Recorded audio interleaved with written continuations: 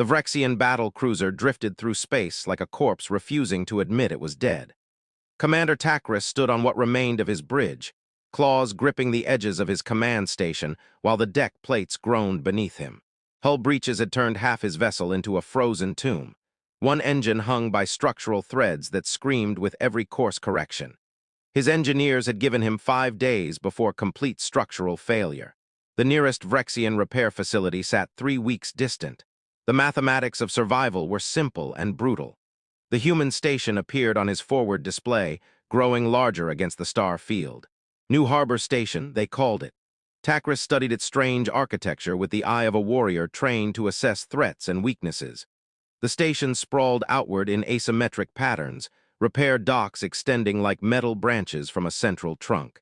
Ships of a dozen species clustered around it, waiting or being worked on. Lights blinked everywhere in patterns that suggested chaos rather than order. It looked nothing like the efficient military installations his people built. His communications officer opened a channel without being told. The Vrexian knew when pride had to bend before necessity. A human face filled the screen. Female, with dark hair pulled back and brown eyes that carried the fatigue of someone who worked too many hours. She wore a simple work uniform stained with grease and chemical residue. Her expression held no judgment, only professional assessment. Takris drew himself to full height despite the pain in his ribs from the battle. His voice emerged rough but controlled, carrying the authority of someone unused to asking for anything. The words tasted like metal in his mouth. His vessel had sustained damage. They required repairs. He kept his phrasing formal, transactional, devoid of the desperation that clawed at his chest. The human studied something off-screen, her fingers moving across controls he could not see. Her voice came back calm and matter-of-fact. She could see the hull breaches, the engine damage, the failed power distribution network. She asked when it happened. 3 days ago, Takris told her. He offered nothing more. The circumstances of how a simple patrol mission had gone so catastrophically wrong were not information he wished to share with outsiders. The human asked about casualties. The question caught him off guard. Most repair stations inquired about cargo value or payment guarantees first. He told her 17 injured, none killed. She nodded, her expression softening almost imperceptibly. Good, she said. That was good. She looked away and spoke in rapid human language to someone he could not see. Then her eyes returned to him. They could take him in Dock 7. She would send approach coordinates. Full assessment in 6 hours, repair timeline after that. Takris demanded to know how long repairs would take. His tone emerged sharper than intended, frustration bleeding through discipline. The human raised one eyebrow. She had just explained she would provide a timeline after proper assessment. But looking at his ship, she estimated 2 weeks. Takris felt his spines rattle involuntarily. Unacceptable, his fleet needed him. His crew needed to return to duty. Delay meant shame, meant weakness, meant questions about his competence. The human supervisor, Gladson, her name read on the display, kept her voice level. His ship was currently held together by hope and some very stressed metal. He could have it done fast or done right. Fast repairs meant he would be back in a month when everything broke again, possibly in more pieces. Takris wanted to argue, wanted to demand, wanted to exercise the authority that came from being Vrexian, from being military, from being someone who did not beg humans for help. But he had seen the damage reports. His own engineers had said the same thing, just wrapped in more deferential language. He agreed. The word came out like broken glass. Gladson smiled slightly. Good choice, she said. Follow the approach path carefully. His starboard stabilizer looked wobbly. Welcome to New Harbor Station. They would take good care of his ship. The communication ended. Takris sat back in his command chair and watched his helmsman guide their dying vessel toward the station. Human repair shuttles moved between docked ships with purposeful speed, like small insects servicing a hive. The organized chaos of it offended his military sensibilities. Yet somehow, impossibly, it all functioned. The docking process consumed an hour. Magnetic clamps locked onto their hull with thuds that reverberated through damaged bulkheads. Connection tunnels extended to their airlocks. The hiss of pressure equalizing reminded Takris they were now dependent on human systems, human air, human mercy. Human voices came over the communication system, cheerful and casual in a way that seemed inappropriate for such serious work. Dock 7 secure. Beginning external assessment. Atmosphere stable in connection tunnels. Supervisor Gladson requested his presence in the main docking bay when convenient. Takris gathered 3 officers and moved through the damaged corridors of his ship. They passed repair crews trying to patch holes and stabilize systems. Everyone looked exhausted. They had been working without rest since the battle. The Vrexian way was to push through pain and fatigue without complaint. Warriors did not acknowledge weakness. The airlock opened into a space that made Takris stop despite himself. The docking bay was enormous. His vessel looked small inside it, but the activity was what captured his attention. Dozens of humans moved through what appeared to be organized chaos. Some wore heavy work suits and floated on small maneuvering packs near his ship's damaged sections. Others operated machinery that extended scanning equipment. Everyone seemed to be talking at once, shouting information back and forth. Gladson stood near a large holographic display showing a 3-dimensional image of his ship. She was talking with 3 other humans, pointing at different damaged areas. When she saw Takris, she walked over immediately. No salute, no acknowledgement of rank. Humans apparently did not observe proper protocols. She welcomed him aboard. They were running full scans, preliminary data in another hour. Could she offer him or his crew anything? Food, medical attention for the injured. Takris replied that they needed nothing, just repair the ship. Gladson looked at him for a moment. Something in her expression suggested she understood more than he wanted her to. All right, she said, but the offer stood. They had a crew lounge on Deck 3. Coffee was always fresh. She turned back to her work. Oh, and his ship's name translated to Talon of Supremacy, correct? Takris confirmed it. Good name, Gladson said. The ship had been through hell, but she had good bones. They would have her flying proper again soon. She said it like she was discussing a living thing rather than a machine. Takris did not know how to respond, so he said nothing. He watched as humans swarmed over his broken warship and wondered what he had gotten himself into. The noise was constant. Human repair crews never stopped talking. They shouted technical information across the dock. They argued about the best approaches to problems. They made jokes while cutting through damaged metal. It should have been unprofessional. It should have been inefficient. But somehow the work progressed faster than Takris had ever seen. He watched from an observation window as a human engineer named Harrison worked on a hull section. The man had been there for 6 hours straight. His shift should have ended 2 hours ago. Another human approached him, telling him to go home. Harrison did not stop welding. He was almost done with this section. Look at this stress fracture, he said. It went deeper than the scans showed. If they did not reinforce it now, it would crack again under battle conditions. The other human pointed out this was not in the work order. Harrison finally stopped and lifted his welding mask. His face glistened with sweat. Would you want your ship held together with minimum effort? The other human sighed. He would help. They would get it done.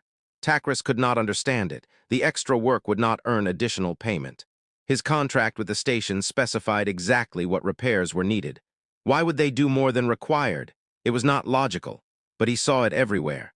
A maintenance crew replaced a power coupling that was old but still functioning. Better to replace it now while they were in here, one explained. Another group spent hours recalibrating sensors to better specifications than the ship had when new. Because they could, they said simply. On the 3rd day, Takris went to the crew lounge Gladson had mentioned. He told himself it was merely to observe human behavior. Inside, he found several of his own crew already there. They sat at tables with humans, sharing food and talking. A young Vrexian engineer named Kethais sat with a human woman who wore medical insignia. The nightmares were getting worse, Kethais was saying quietly. Every time he closed his eyes, he saw the hull breach. Saw his friend get pulled into space before the emergency shields activated. The human medic placed her hand on the table near Kethais's claw, not touching but close. That was trauma, she said, normal after what he experienced. Had he talked to his medical officer? Vrexians did not speak of weakness, Kethais replied. And it was not weakness, the medic said gently. It was being alive. She had served on a military vessel before coming here. Saw things she wished she had not. Lost people she cared about. Took her 2 years before she could sleep through a night without waking up scared.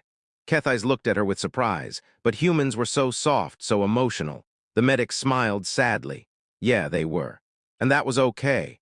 Feeling things did not make you weak. Pretending you did not feel things until you broke, that was what destroyed you. Takris left the lounge quickly. He did not want to hear more, but the conversation stayed in his mind.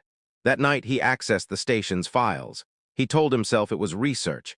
He looked up New Harbor Station's performance records. What he found confused him more. The station had a 97% client return rate. Ships that got repaired here came back for future repairs, even when closer options existed. Customer satisfaction scores were the highest in the entire sector. Reviews from other species praised the work. A Zelthari merchant captain wrote that they fixed things he did not even know were broken. His crew was happier because the water reclamation system actually made the water taste good now. When asked why they bothered, the human engineer said no crew should have to drink bad water for months at a time. A Korean freighter owner wrote that his ship was old. Most repair docks told him to scrap it. The humans at New Harbor treated it like it was precious. They found parts that had not been manufactured in decades. They made custom replacements. When he asked why they went to so much trouble for an old ship, they said every ship deserved to fly. Takris closed the files. He did not understand humans at all. On day 7, Gladson gave him a tour of the work. They walked through access tunnels that let them see inside his ship's damaged sections. Everywhere, humans worked with focus and care. Gladson explained every repair in detail. She showed him reinforcements they had added. She pointed out systems they had upgraded at no extra cost. Takris finally asked the question that had been building. Why do more than the contract required? Gladson stopped walking. She looked at him with those steady brown eyes, because this was not just a ship to them. This was his home, his crew's home. They lived here, they fought here. Some of them would probably die here eventually. She put her hand on a repaired bulkhead. When they sent him back out there, they wanted to know they did everything possible to keep him safe. It was not about the contract. It was about doing the job right. That was not efficient, Takris said. No, Gladson agreed, but it was effective. Their return rate was 97%. The galactic average was 40%.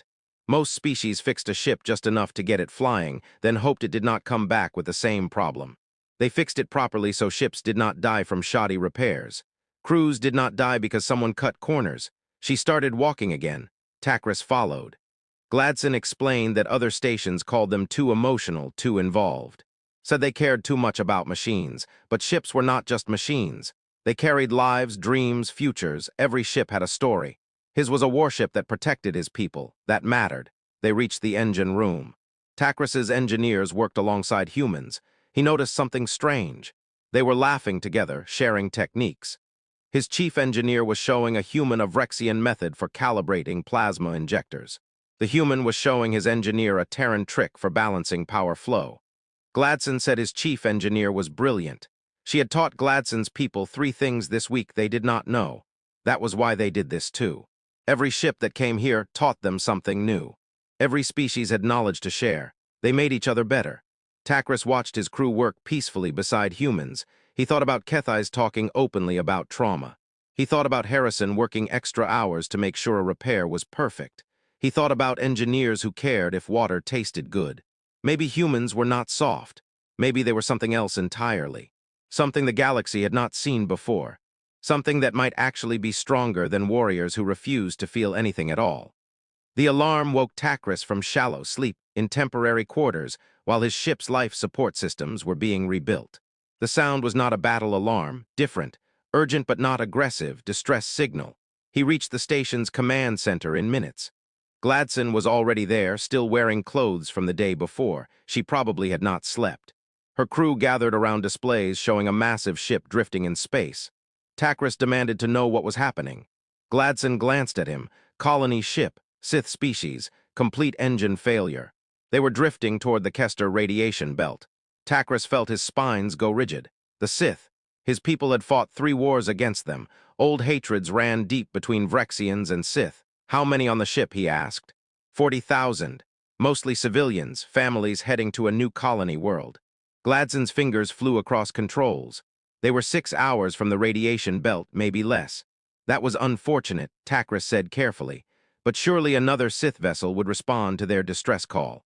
The nearest Sith ship was 14 hours away. They would not make it in time. Gladson pulled up a schematic of the colony ship. She could reach them in 90 minutes. Takris understood what she was not saying. She wished to help them. Yes, Gladson said. She wished to save 40,000 lives. They were Sith. Takris made sure his words were clear.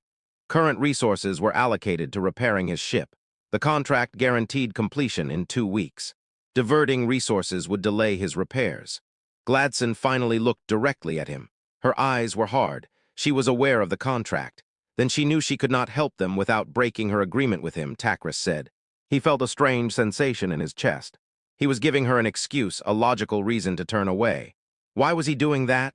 Gladson said she could help them and keep the contract. She turned to her crew. Listen up. They were splitting resources. Half the crew stayed on Talon of Supremacy. Half went to emergency rescue operations on the Sith colony ship. They maintained their 2-week deadline. That meant double shifts, triple shifts if needed. She needed volunteers willing to work without sleep. Every human hand in the room went up immediately. No hesitation. That was impossible, Takris said. She could not complete his repairs on half resources in the same time. Gladson smiled, but it was not a happy smile. It was the smile of someone about to do something very difficult. He had been here a week, she said. Watched them work. Did he really think they could not do impossible things when souls depended on it? Before Takris could answer, she was giving orders. The room exploded into activity. Humans ran to gather equipment. Communication channels opened. Repair shuttles launched toward the drifting colony ship. In less than 20 minutes, half of Gladson's crew was gone. Takris went back to his ship. The humans remaining there worked like people possessed. They moved faster than he had seen before. They did not stop for breaks. One engineer fell asleep standing up and his partner caught him, let him rest for 15 minutes, then woke him to continue working. Takris found Harrison in the engine room at hour 36. The man's eyes were red, his hands shook from exhaustion, but he was still calibrating power systems with perfect precision. "You should rest," Takris said. Harrison laughed. It sounded slightly crazy. He could not. People were dying out there. Gladson's crew was buying them time. But if they did not finish work on schedule, it meant nothing. Gladson would have failed her word to Takris, could not let that happen. Why did Harrison care, Takris asked. They were Sith. Terrans had no alliance with them. Harrison stopped working. He looked at Takris like the Vrexian had said something incomprehensible. They were people, families, kids, that was all that mattered. Takris pointed out that Harrison's species fought the Sith 20 years ago.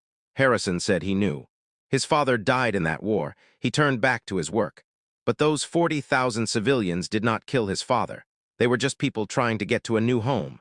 Maybe raise children, grow gardens, live their lives. He could not help his father, but he could help them, so he would. Takris left the engine room feeling strange. He went to the observation window and watched the distant colony ship. Human shuttles swarmed around it like tiny lights. He accessed the communication channel and heard Gladson's voice directing operations. Her tone stayed calm and focused despite the exhaustion that must be crushing her. Hour 48. No human had slept more than 20 minutes. Takris watched them operate on pure determination and something he could not name. His own crew watched too. Some started helping without being asked. A Vrexian electronics specialist joined a human team repairing his ship's communication array. It went faster with more hands, she said simply. Hour 60. The colony ship's engines flickered to life. Emergency power only, but enough. The massive vessel began to turn slowly, pulling away from the radiation belt's edge. On the station, humans cheered, some cried, then they went back to work. Hour 72. Gladson came back to the station. She looked like death. Her clothes were stained with coolant and grease. Her eyes were hollow from exhaustion. But she went straight to the command center to check on his ship's repair status. They were on schedule, her second reported. Talon of Supremacy would be ready in 7 days as promised. Gladson nodded. Then she collapsed. Just fell over like someone had cut her strings. Medical staff rushed to her. They carried her to the medical bay. Takris followed. The doctor looked annoyed. She had not slept in 72 hours, had not eaten properly either. Just exhausted, needed rest and fluids. She would be fine. The doctor glared at Gladson's unconscious form like he was angry at her for being human. Takris stood there looking at this small human woman who had worked herself unconscious to save people she did not know. People her species had no reason to help. People who were enemies of his species. And she had done it while still keeping her promise to him, while still making sure his ship would be ready on time. In that moment, Takris understood something fundamental about humans. Their weakness was not weakness at all. Their caring was not soft. It was the hardest thing he had ever seen. It was steel wrapped in flesh. It was strength that other species could not even recognize because it looked nothing like the strength they knew. The Sith colony ship sent a message. It was addressed to Gladson, but she was asleep, so Takris read it. "Thank you," it said. You saved our children. We have no words big enough for that debt. If you ever need anything, we will answer. The Sith do not forget. Takris looked at the message for a long time. Then he went back to his ship and found his chief engineer. When they returned to the fleet, Takris told her they would tell them about this place. Tell them what humans did. All of it, his engineer looked at him with surprise. They saved our enemies, Takris said, while keeping their promise to us, while working themselves to death. The galaxy should know what humans were capable of, not just their technology. Their hearts. His engineer nodded slowly. Yes, the galaxy should know. 6 months passed. Gladson stood in her office looking at a waiting list that had grown impossibly long. 23 ships waited for dock space. 15 more had sent requests for future repairs. 3 governments wanted to negotiate contracts. Her communication system never stopped blinking with new messages.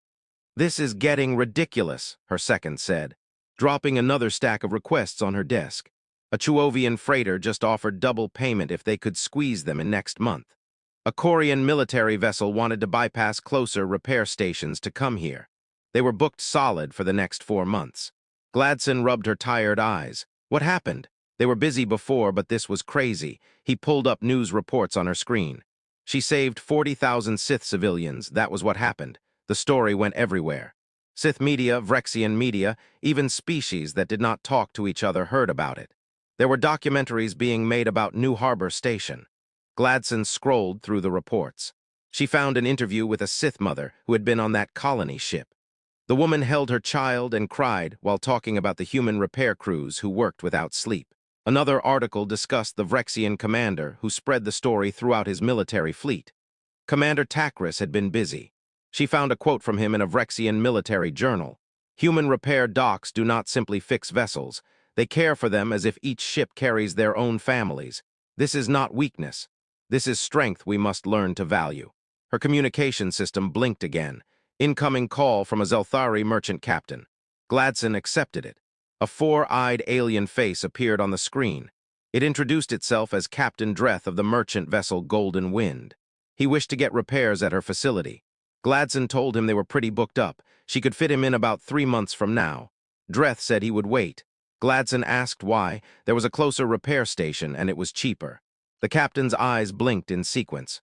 2 reasons. First, he had heard her crews actually cared if the ship was fixed properly. The last station he used, his water reclamation system, barely worked. They said it met minimum standards, but his crew had to drink water that tasted like metal and chemicals for 3 months. He complained. They said it was not their problem. Gladson made a note. And the second reason. Dreth's voice became softer. His ship was old. 23 years he had flown the Golden Wind. She was not fast, she was not beautiful, but she was his. Other stations told him to scrap her and buy new. Said repairs were not worth the cost, but she was his home. He raised his children on the ship. His mate died on the ship. He did not want a new one. He wanted this one to keep flying. He heard that humans understood this. Gladson felt her throat tighten. They did. Send her the ship's specifications. They would take good care of her. After the call ended, Gladson sat quietly for a moment. Then she went down to the repair docks. She needed to see her crews. In Dock 3, a team worked on a small Pelthian science vessel. The ship was ancient by modern standards. Its owner was a researcher who could not afford a new ship. Gladson's crew was carefully replacing systems one at a time, using refurbished parts when new ones were too expensive. Harrison was there, of course. He never seemed to sleep. He was teaching a new engineer how to calibrate sensors properly. It was not just about making them work, Harrison explained. It was about making them work well. This scientist needed accurate readings for his research. If they did sloppy work, his data would be wrong. Maybe his research failed. Maybe something important did not get discovered, so they did it right. The new engineer looked confused, but the contract only specified basic calibration. Harrison smiled. "Kid, the contract was the minimum they were allowed to do. The job was what needed to be done. Learn the difference." Gladson moved on to Dock 5. A Vrexian warship was being repaired there. Not the Talon of Supremacy, but a different vessel from the same fleet. The Vrexian crew worked alongside her humans. She could see the difference from 6 months ago. The Vrexians no longer stood apart. They shared meals with the humans. They traded stories. One young Vrexian was learning to play a human card game during a break. The ship's commander saw Gladson and approached. He wanted to thank her personally. Commander Takris recommended her facility. said she would treat his ship with proper respect. Gladson said they treated all ships with respect. Yes, the commander replied. He was beginning to understand what that meant. In their culture, they viewed ships as tools, weapons, resources to be used. But watching her crews work, he saw something different. They acted as if the ships were alive. In a way they were, Gladson said, they carried life. They protected life. They made life possible in the vacuum of space. That made them important beyond their metal and systems. The commander was quiet for a moment. Vrexians prided themselves on strength, on discipline, on being warriors. But perhaps they had missed something important. Caring for things was also a kind of strength, maybe a harder kind. Gladson did not know what to say to that, so she just nodded. That evening, Gladson stood at the observation window in her office. She watched ships come and go. Human shuttles moved between vessels like busy insects. In every dock, crews worked with focus and care. Engineers laughed together. Aliens and humans shared meals during breaks. Someone had hung up decorations in Dock 7 for a cultural holiday Gladson did not recognize. It looked like home. Her communication system blinked. Another request for repairs. She smiled and accepted it. More work, more ships, more lives to protect. This was what humans did. They cared, they worked hard. They treated machines like they mattered because the people inside them mattered. It was not the strongest military in the galaxy. It was not the best technology. It was just caring. But maybe Gladson thought caring was its own kind of power. The kind that changed things slowly but permanently. The kind that built trust instead of fear. The kind that made the galaxy a little bit better, one repaired ship at a time. The galaxy turned, ships traveled their routes. Wars were fought and peace was negotiated. Trade continued. Life went on. But in certain sectors, among certain crews, a new pattern emerged. When someone asked where to get repairs done right, the answer was always the same. Go to the humans. Go to New Harbor Station. They will care for your ship like it was their own. And in a universe where most things were cold and transactional, that kind of caring mattered more than anyone expected. It built something that could not be measured in efficiency ratings or profit margins. It built trust. It built loyalty. It built a reputation that spread across species and cultures. And maybe, just maybe, it built the foundation for something better than what came before. Not through force or superior technology, but through the simple revolutionary act of giving a damn. Of treating every ship, every crew, every dream as if it mattered. Because to humans it did. All of it mattered. And that made all the difference.